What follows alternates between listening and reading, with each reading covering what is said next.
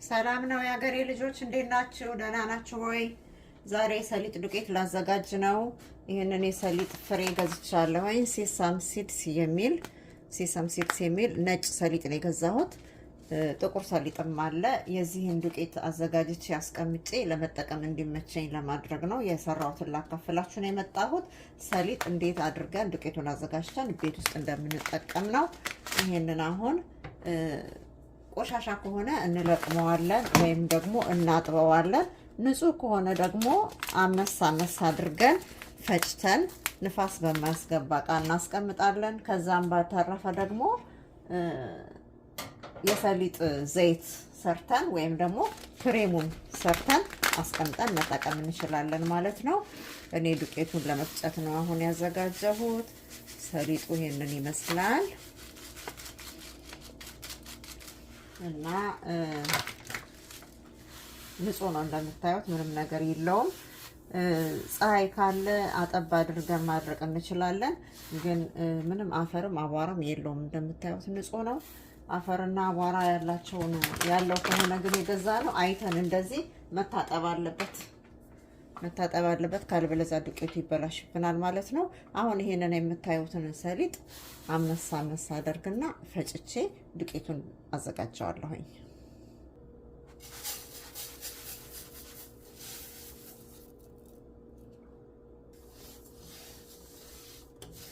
በጣም አናበስለው፣ ሞቅ ነው የምናደርገው ለመፍጨት እንዲመቸን። እኔ በመጥበሻ ነው እያመስኩት ያለሁት። ይሄው ከለሩን አልቀየረም፣ ግን ሞቅ ብሎታል።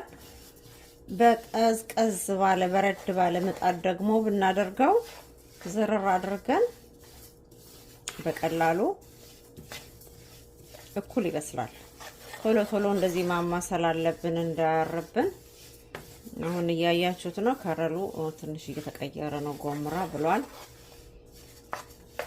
ከነጭነት ወደ ቀላ ወደ ማለት ይበቃዋል።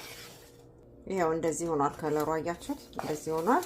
ቃናውም ይወጣል፣ መዓዛው ይወጣል። አመሳመስ ሲደረጉ አንዳንድ ምግቦች ከጥሬው ይልቅ እንደዚህ ነካ ስናደርጋቸው ጥሩ ነው የሚሆኑት። አሁን አወጣውና አቀዘቅዘዋለሁኝ። ይሄው እንደዚህ ከለሩን ትንሽ ሲቀይር አውጥቼዋለሁኝ። አሁን ይሄንን መፍጨት ነው። ትንሽ ይቀዝቅዛል። ቀዘቀዘ።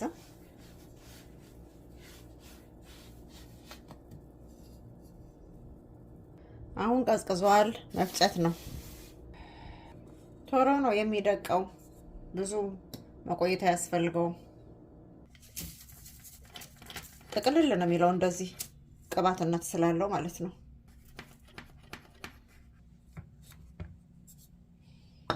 እና በማንኪያ እንደዚህ እያስለቀቅን ከእንትኑ ላይ ካላደረግነው ከእቃው ላይ አይለቅም።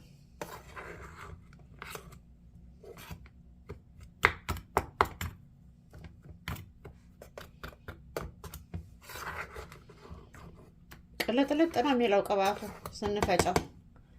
አንድ ፈጭተን ካስቀመጥን ለብዙ ጊዜ ይጠቅመናል። ለብዙ ጊዜ ሰላጣ ላይ ይደረጋል፣ ቂጣ ላይ ይደረጋል፣ አነባበሩ ላይ ይቀባል።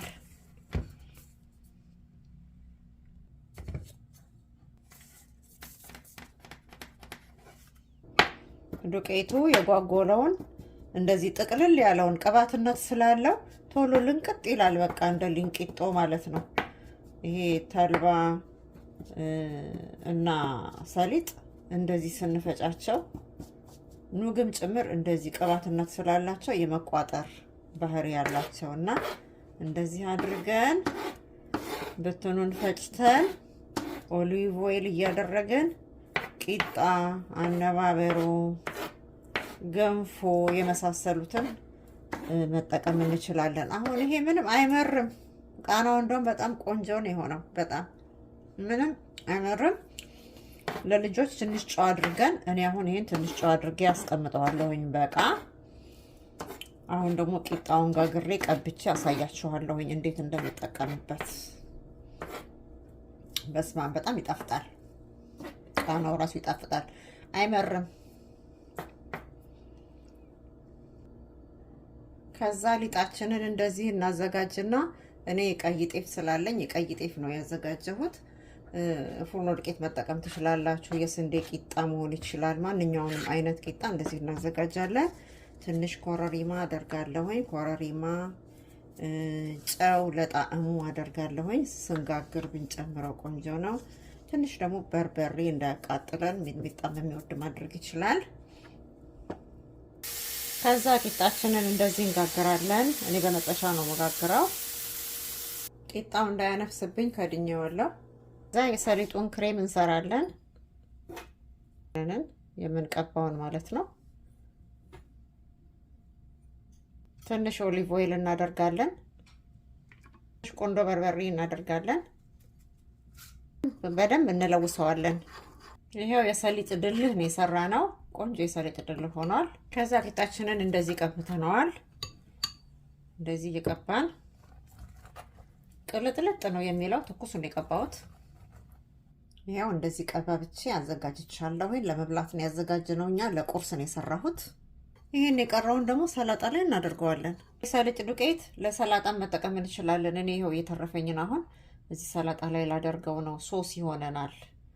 ሰሊጥ፣ ቆንዶ በርበሬ፣ ሎሚ፣ ኦሊቭ ኦይል አድርገን እንደዚህ ሰላጣ ሶስ አድርገን መጠቀም እንችላለን። ዱቄቱ በጣም ነው የሚጠቅመን። ይሄው እንደምታዩት አቅርበናል። እንብላ። አቤት ሲጣፍጥ የሰሊጡ ጣዕም ልነግራችሁ አልችልም። በጣም ነው የሚጥመው።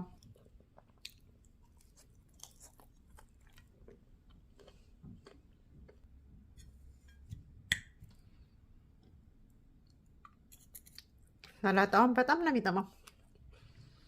በጣም ሰሊጥ ሰሊጥ ይላል። የመምረጥ ጸባይ እንኳን የለውም።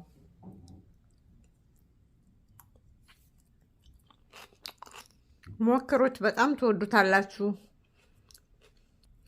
ስለተከታተላችሁኝ አመሰግናለሁኝ። ላይክ፣ ሼር፣ ሰብስክራይብ አድርጉ። ደህና ዋሉ።